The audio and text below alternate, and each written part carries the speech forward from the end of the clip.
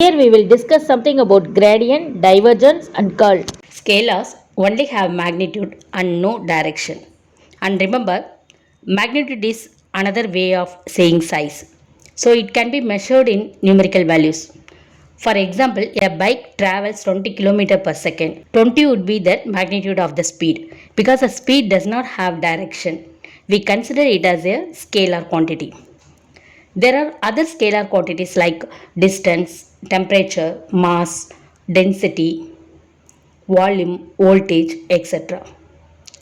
Vector quantities also have magnitude plus an extra piece of information, direction. So vectors on the other hand have both the magnitude and the direction. These includes force, velocity, acceleration, displacement, electric field. Del operator. Del is a differential operator which has vector nature. It can be operated on a scalar or vector quantity. It shows up in important vector calculus operations, that is gradient, divergence and curl. Vector spatial differential operator. Del is equal to I cap dou by dou x plus j cap dou by dou y plus k cap dou by dou z, where I cap, j cap and k cap are the unit vectors along x, y, z direction respectively. Del operate over scalar and result is a vector, that is gradient. When del operates over a vector and the result is a scalar, we can say this is a divergence. This is the way of representing the divergence. Similarly, del cross f, we can say this as a curl. So del operate over vector and result is a vector. Let's say about the gradient del f. Gradient is vector quantity. Gradient is applied on scalar quantity. Gradient of function f can be calculated by grad f is equal to del f is equal to dou f by dou x into I cap plus dou f by dou y into j cap plus dou f by dou z into k cap. It explains variation of function in x, y and z direction. Example of gradient. Find gradient of function f at point 1, 2, 3. Next, divergence. Del dot f.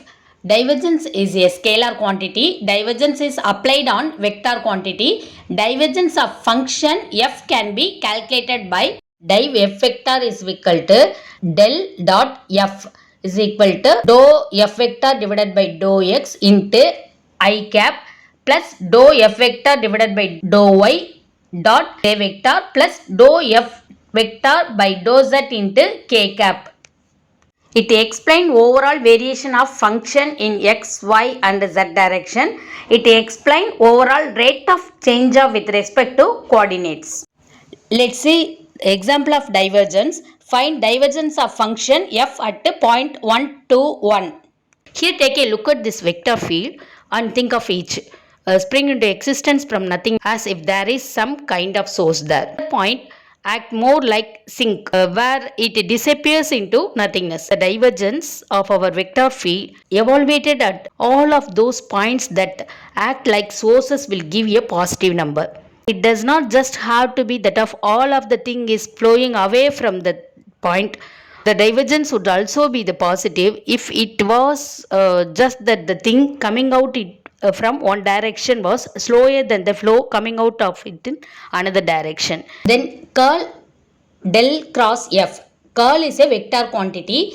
Curl is applied on vector quantity. Curl on function f vector can be calculated by curl f vector is equal to del cross f vector. The curl f vector del cross f vector we can write it like this.